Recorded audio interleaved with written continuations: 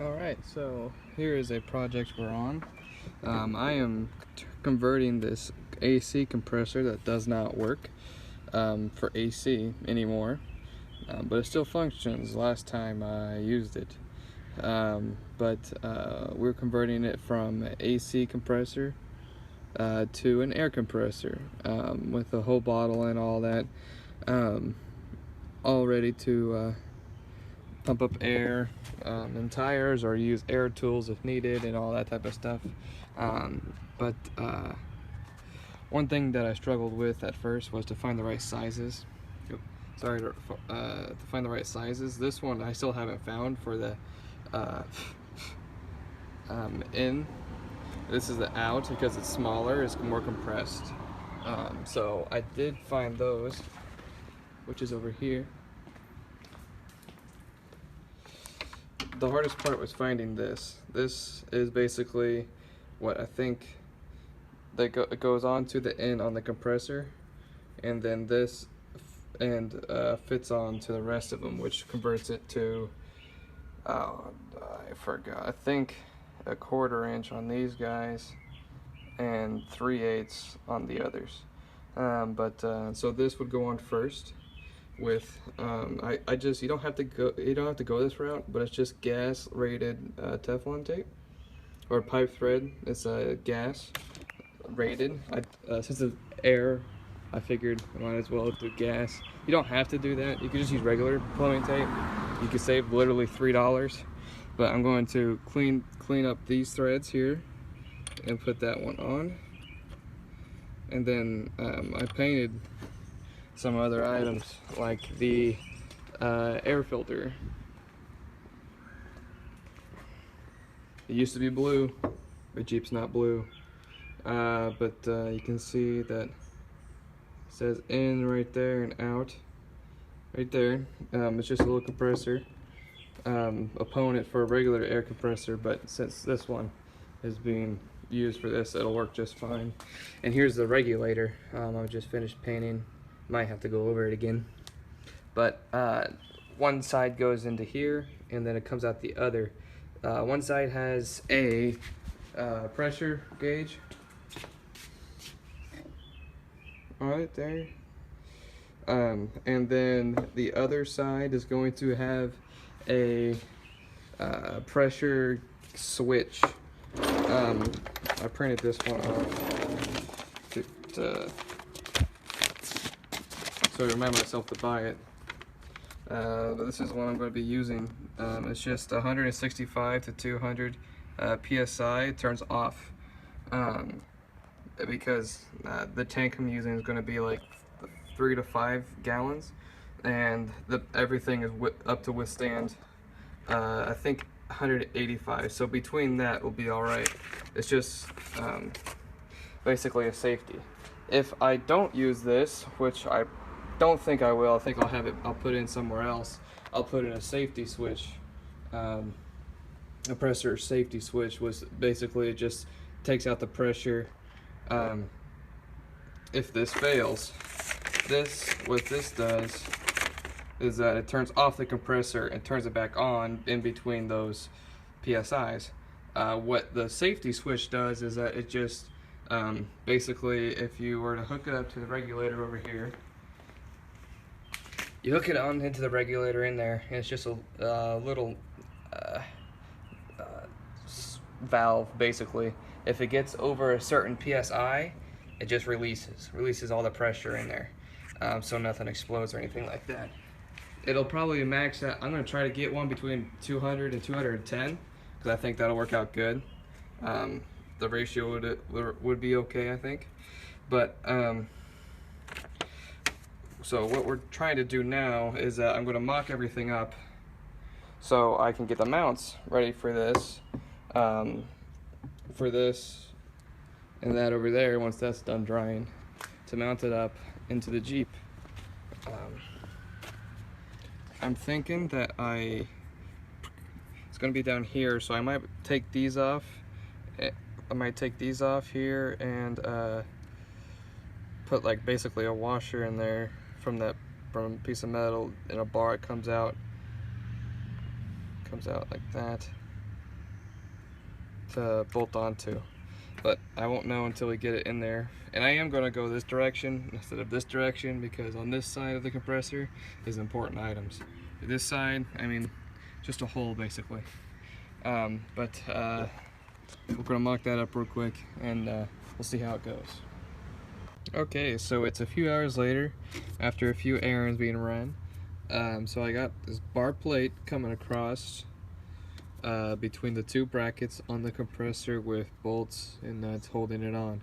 I'm gonna round off the edges so they're not as freaking dangerous, I guess. And then what's gonna happen is that when I install it like this, like that, there's gonna be bars coming down from here to go to a plate that's going across, which these bolt onto.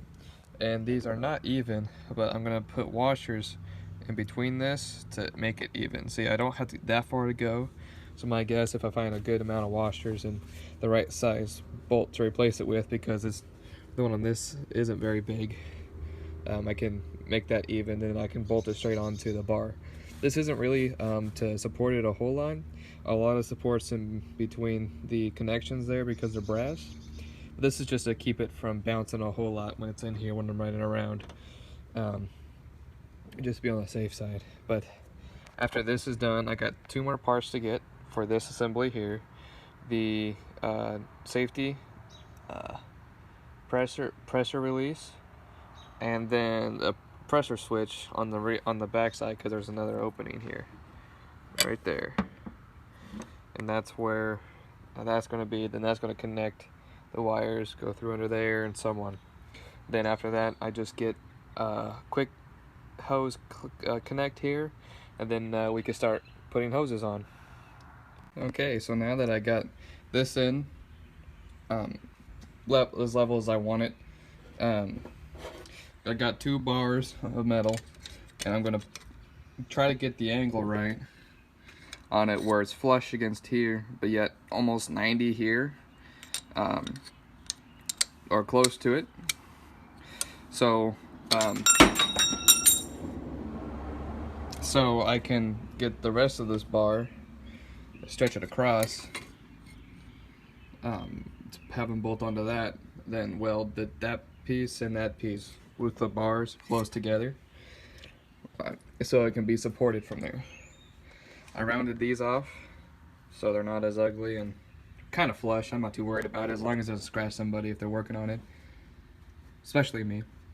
But yeah, then what you'd have to do next is buy the rest of the parts for this side, and then we'll be good to go for start having some actual fun with it, and do some wiring, then we'll be set. Okay, so that's what the bars are going to look like. They're going to hang down. I just guessed an accurate length. I didn't measure or anything like that, because once you bend them, it'll change length to what you need. So I just got those hooked up there. They fit perfectly between the nuts and the bolts, so they're still functional if I need to take it off. But they're fairly flush. I mean, when you weld it, it's not going to make a huge deal. But I got that, and then now all I got to do is find a bolt that is bigger than that, but the same threads and stuff, to bolt on the bracket onto this filter, or separator, sorry, to go in there, so I could put washers in between to flush it up with this up here. Because with it like that, you can see that it's not even. I need to come out about that far, which is quite a bit, so I need a longer screw. So it's time to go to Ace Hardware and find one or two. And then after that, then we can do some more cutting, put the bar across to bolt them up. Then I can drill the holes for it, bolt it, then weld it. Then we're done with the bracket part of this. Okay, today's a new day. We did some welding. We got a bracket welded up. And it goes right there. There it goes. And I just gotta do some trimming on it. I gotta cut this piece up here off, make it flush.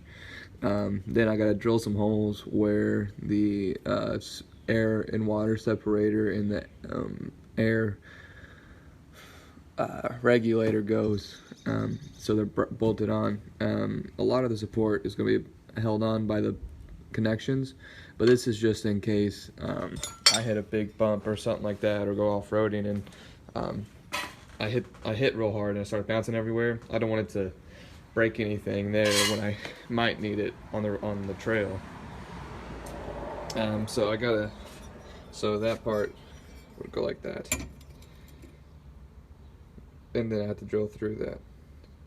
And then after that I'll paint it black, and so it doesn't rust, because it's already starting to a little bit.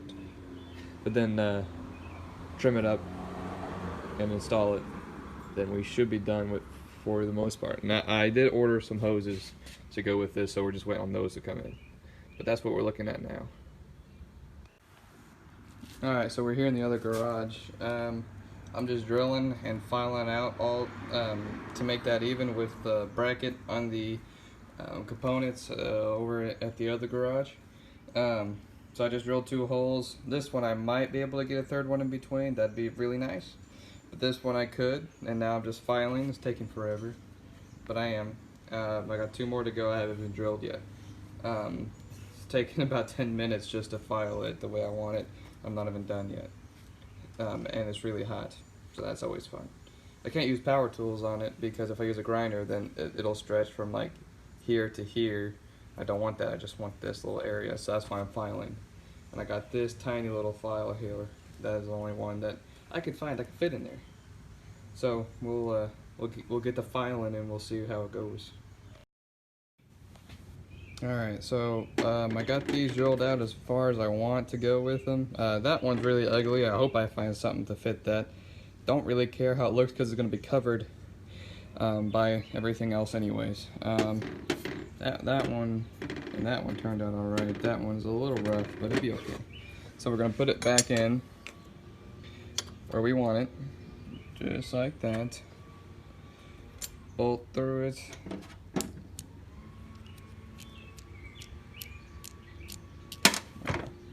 Bolt through it. There. I'll put the nuts on. Get it what angle we want. We want it to be 90. This piece here to be 90 degrees compared to everything else, because I don't have a whole lot of room here by the belt. But if I do it right, I can avoid the belt from the bolts that I use. I can go as far over and as far over as I can, and I should clear the belt of most anything. The only time this will be an issue as if the belt came off. So I gotta keep an eye on that if I go off-roading and I hear some noises, and then I have to double check just so nothing happens. But once I get that what angle I want, I'll put this back on for a test fit, find some bolts that'll fit it, test it, take it off, paint it, put it back on permanently. And then I'll be done with the first part of this major step of this. I mean, finding these parts were the hardest part. If you guys are going to end up doing this, you got to find out first what size your threads are, or what type of threads and what size it is here on the first connection. This is the output. Because it's smaller, it's going to be more compressed. So that's how I know to start with this one. If I was going to start with this one, but I was reading that the bigger one just means that it's normally where the refrigerant comes in there, gets compressed through the AC compressor, and it gets cold, comes out through here, then it goes through that hose. Well, so we just replace that with air.